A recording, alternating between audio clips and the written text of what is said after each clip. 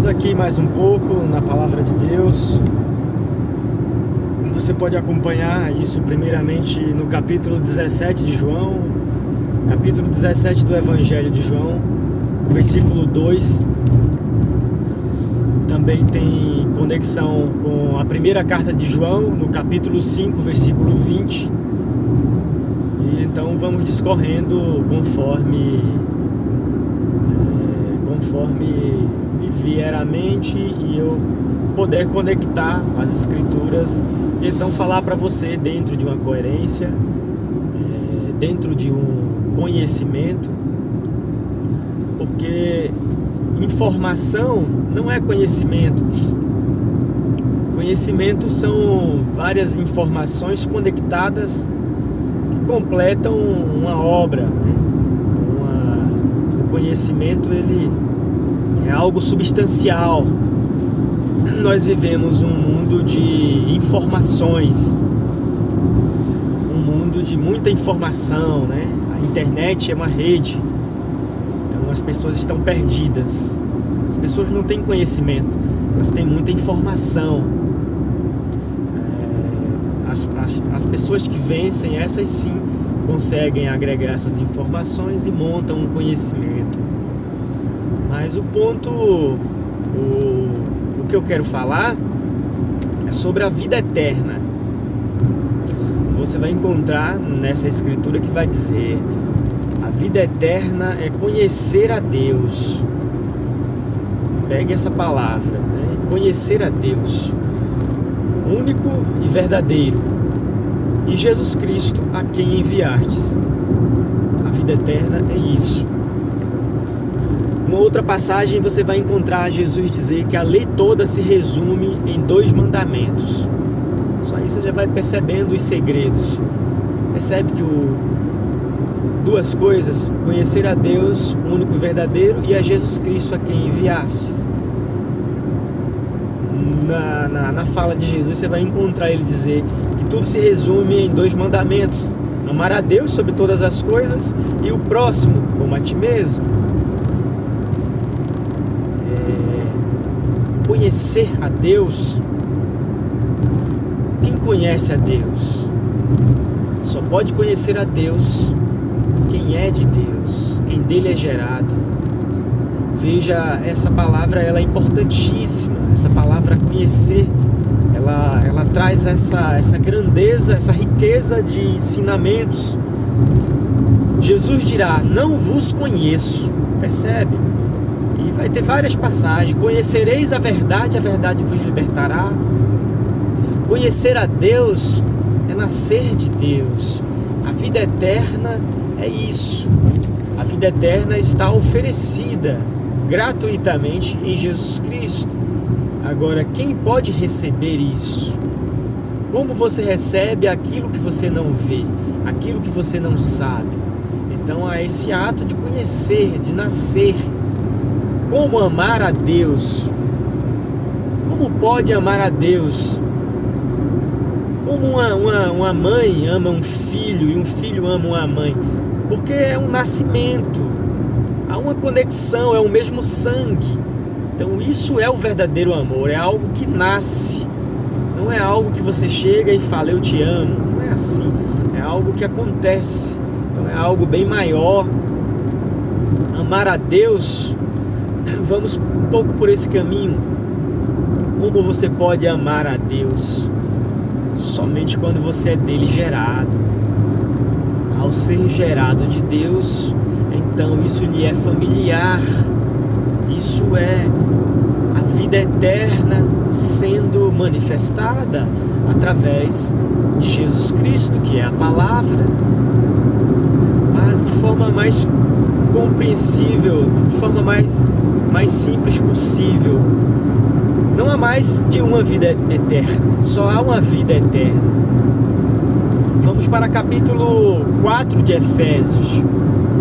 Capítulo 4 de Efésios, você vai ler um pouco e você vai ver sobre a unidade da fé. Unidade da fé. Então, há um Senhor, há um Deus, o qual é sobre todos, por todos e em todos. Há uma só fé. há uma mesma esperança. Os dons são vários, mas a esperança é uma só, que é a própria vida eterna. Na primeira carta de João, no capítulo 5, versículos 11 e 12, vai dizer que a promessa do Pai é a vida eterna. E a vida eterna está no Filho. Ter a vida eterna é ter o Filho de Deus. A vida eterna está nele. Deus amou o mundo de tal maneira que deu o seu Filho, que é a palavra. A vida eterna é ele. Na mesma carta de João, capítulo 5, versículo de número 20, vai dizer que o Filho de Deus é vindo e nos deu conhecimento para sabermos o que é verdadeiro. E no que é verdadeiro estamos, isto é, em Jesus Cristo, o verdadeiro Deus e vida eterna. O Pai e o Filho, uma coisa só, Deus e sua palavra. E então, no capítulo 4 de Efésios, você vai ver a unidade disso. Um só corpo. A salvação, a vida eterna, ela é o próprio Deus. E então, o que é isso? É preciso compreender que Deus não é uma pessoa, Deus não é um ser isolado, Ele é o tudo. No capítulo 4 de Efésios, no capítulo 4 de Efésios, no versículo 10, vai mostrar como que Ele se derrama, enchendo todos dele próprio. Agora, que todos esses que nasceram dele. O mundo que ele amou de tal maneira que deu seu Filho, não se trata de mundo cósmico, de mundo todas as pessoas, mas se trata desses que estiveram com ele desde o princípio. Este é o mundo. E individualmente eu sou um mundo, você é um mundo. Esse é o mundo que Deus amou de tal maneira. São esses eleitos que procedem de Deus. No próprio capítulo 17 você vai ver, se você ler, ele vai dizer: eu não oro pelo mundo, eu oro por estes e por aqueles que hão de crer em mim. A obra da salvação, essa obra da vida eterna, ela é exclusiva de Deus. Eu não posso te dar a vida eterna.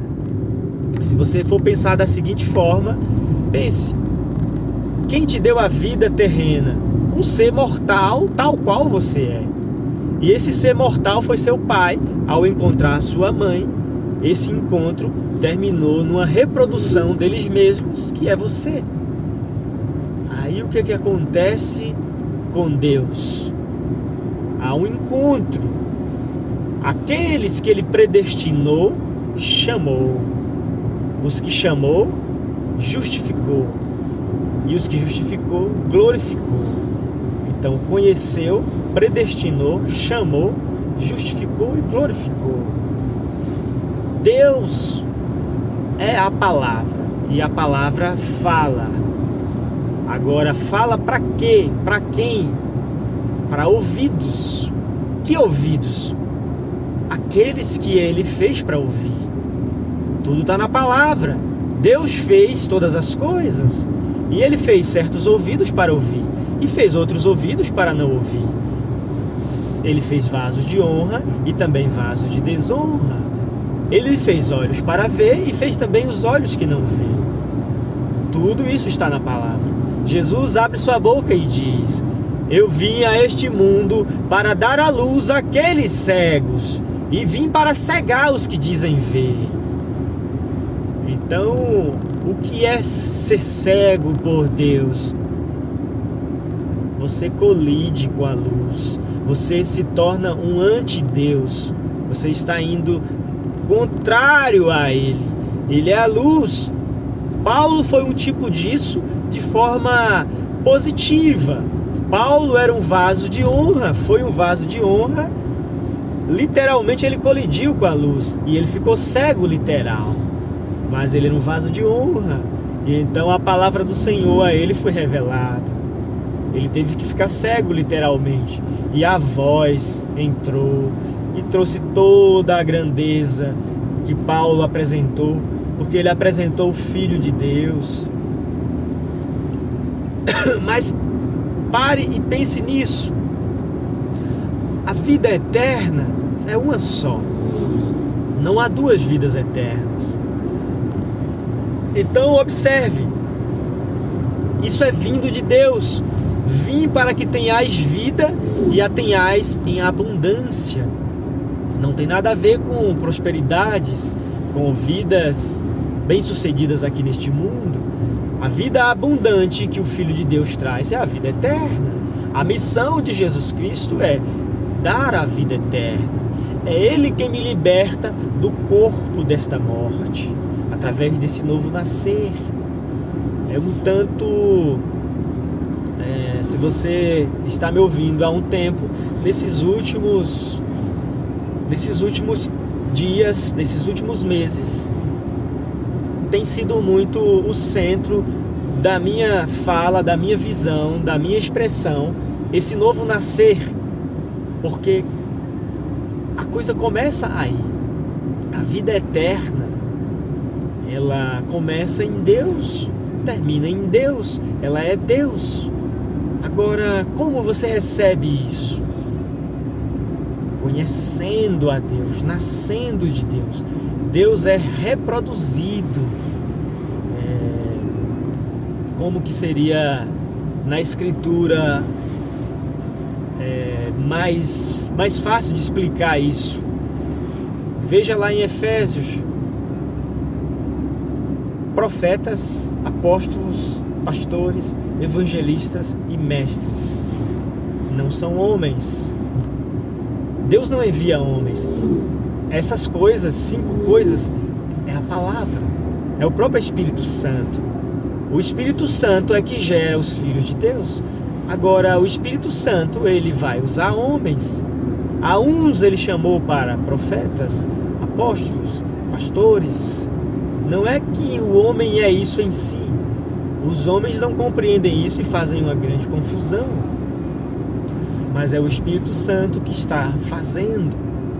O verdadeiro pregador é o Espírito Santo. Não é o homem, mas Deus usa o homem. Às vezes essas coisas que você está ouvindo, você já sabia dentro de você. Porque a voz de Deus é isso.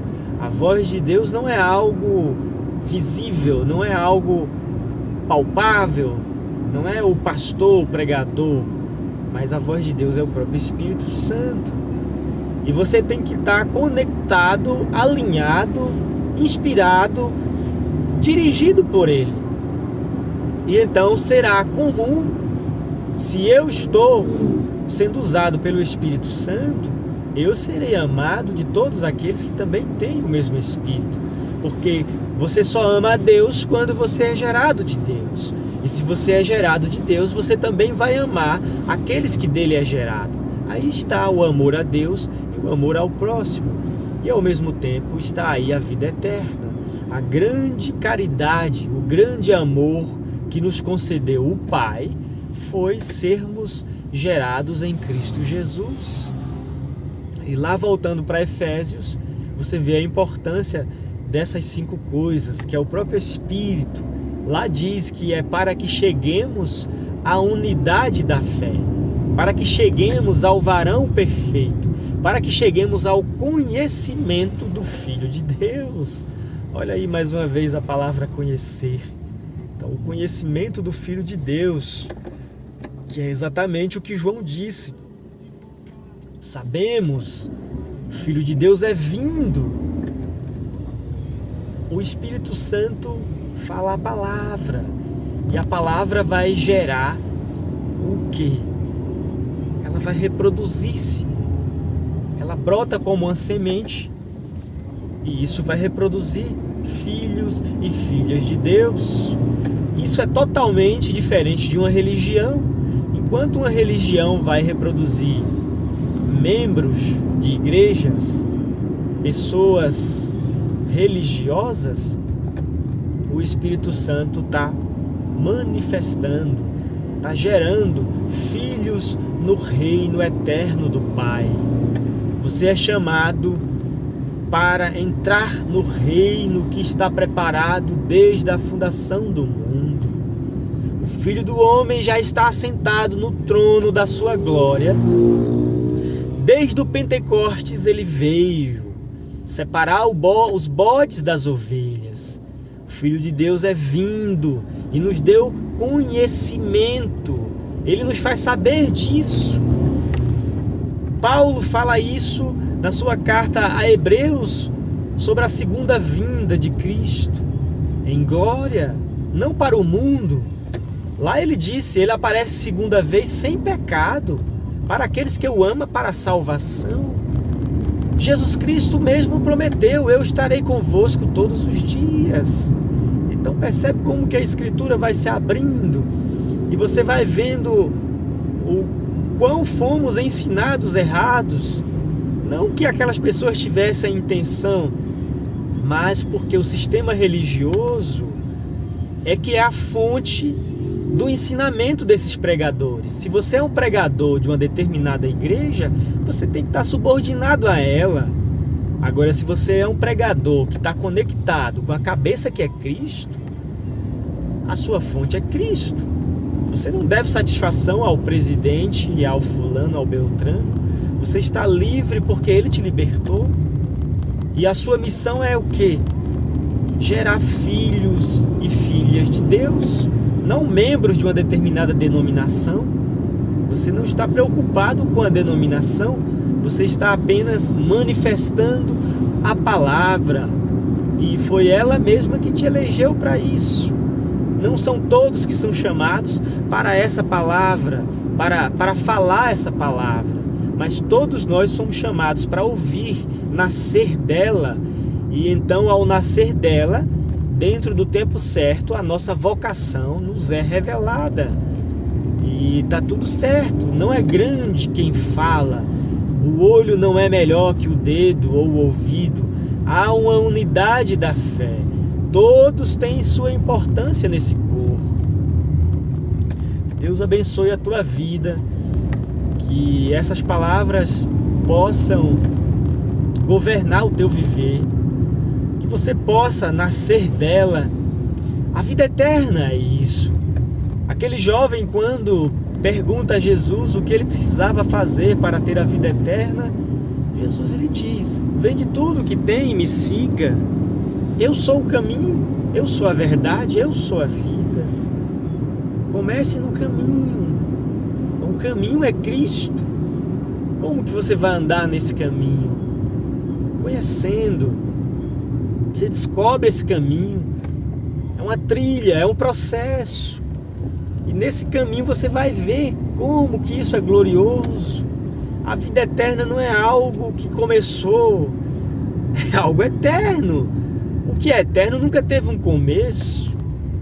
Agora, o que acontece vem a manifestação disso.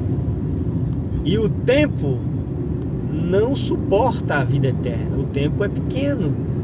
A vida eterna vem e resgata o tempo, resgata você do tempo, te tira do tempo. Nesse novo nascer, você começa a ser transformado para isso se completar com a deixada desse corpo. Aí está a vida eterna, você em Jesus Cristo. Deus abençoe sua vida nesse precioso nome de Jesus. Amém.